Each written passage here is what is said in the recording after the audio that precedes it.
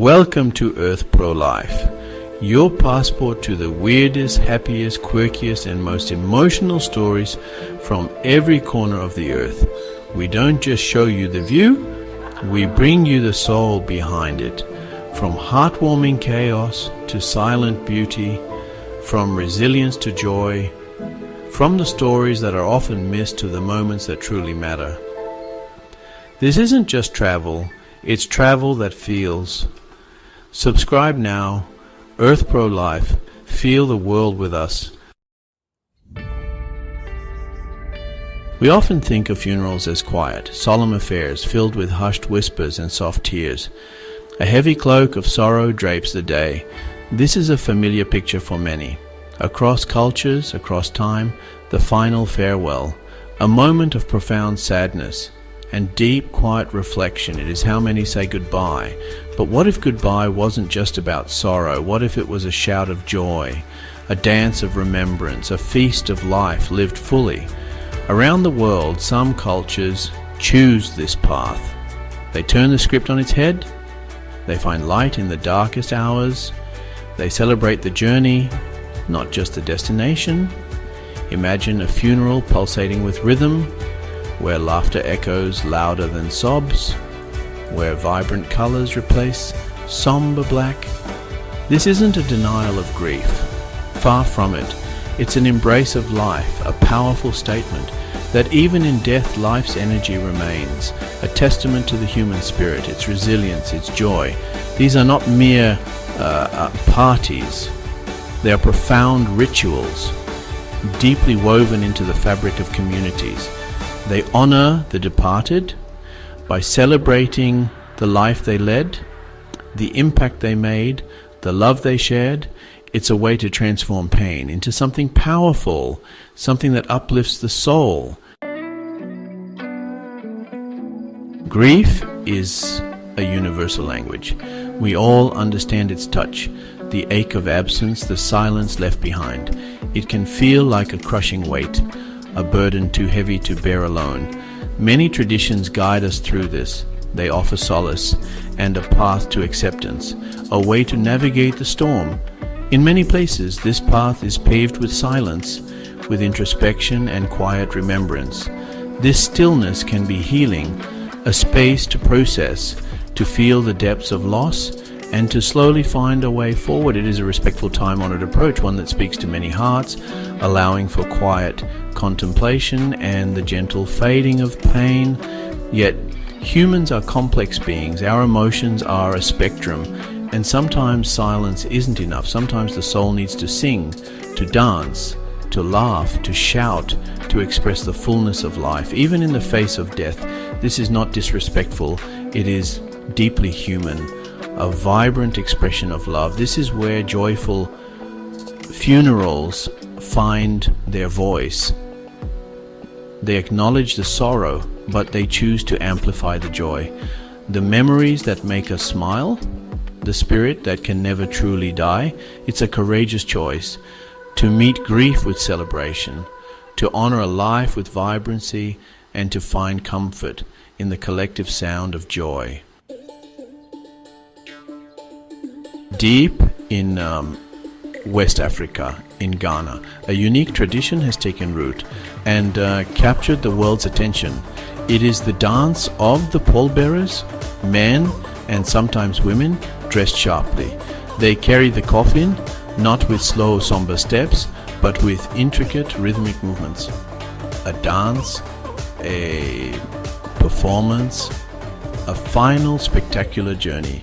This practice is not ancient, but it draws from deep cultural wells.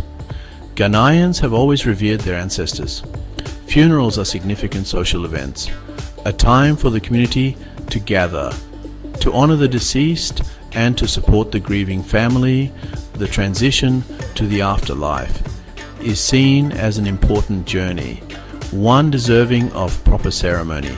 The dancing pallbearers, or fantasy coffins, emerged from a desire to send off loved ones in style, to give them a good send-off.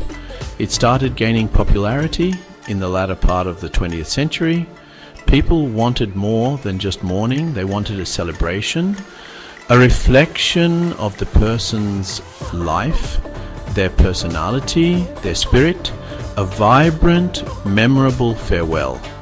These pallbearers are professionals. They rehearse their steps meticulously.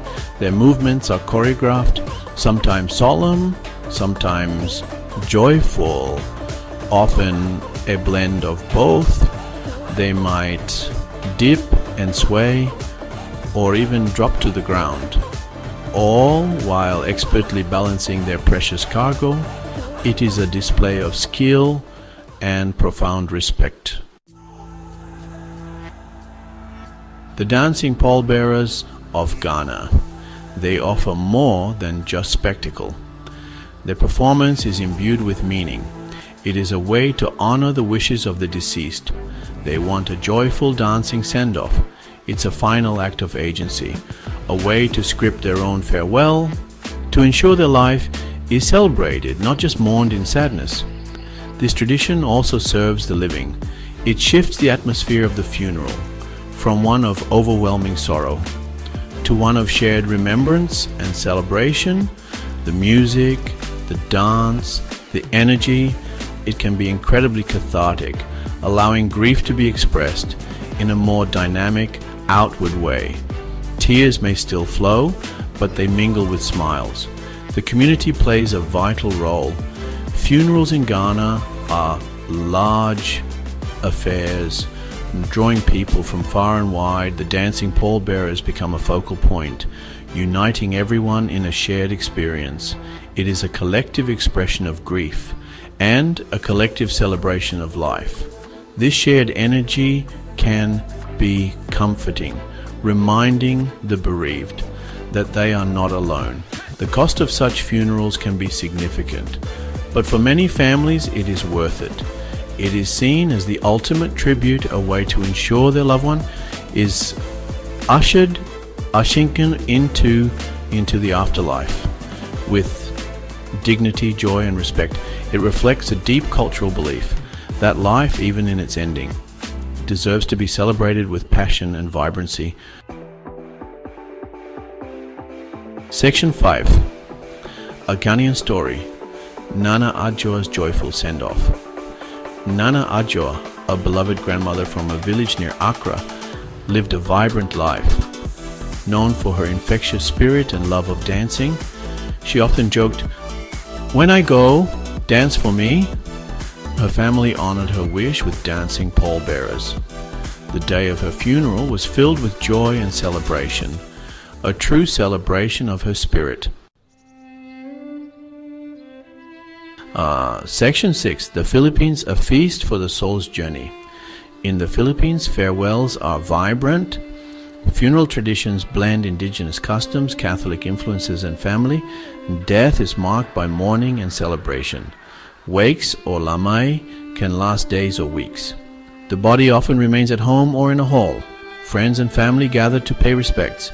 Day and night there is company. The atmosphere is not always sorrowful. There is food, drink, and fellowship. It becomes a social gathering. Stories are shared, memories recounted. Card games help pass the night. It's a way of supporting each other. Final days can involve celebration. Music and favorite songs are played. Feasting honors the person's life. It is a communal affirmation of life. Section 7. Filipino farewells, where laughter mingles with tears. The Filipino approach to funerals is deeply rooted in strong family ties and a belief in the afterlife. It is a time for reunion, even amidst the sorrow.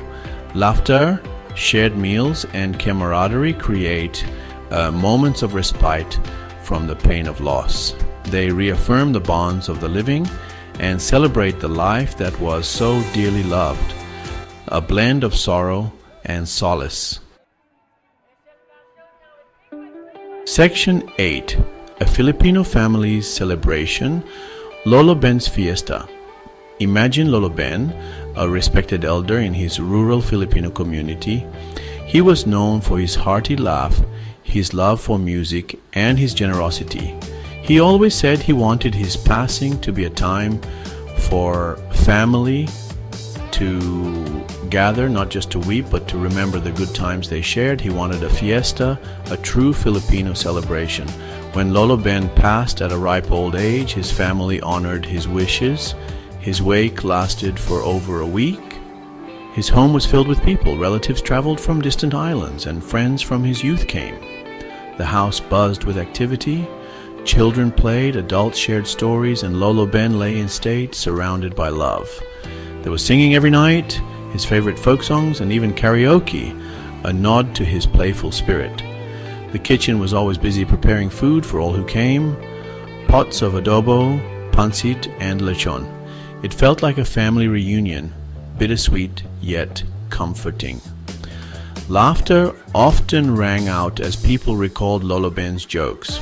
On the day of his burial, a marching band led the procession, playing upbeat tunes. It wasn't a mournful dirge, but a lively, almost festive parade. People walked, sharing final memories. There were tears, yes, but also a sense of peace. Lolo Ben had received his fiesta, a farewell full of life. Healing through celebration. Why choose joy in sorrow? It acknowledges complex emotions. Joyful funerals make space for all feelings. Celebrating life is healing. It shifts focus to love and memories. This shared experience builds resilience, affirming life even in death. Section 10. Echoes of Laughter.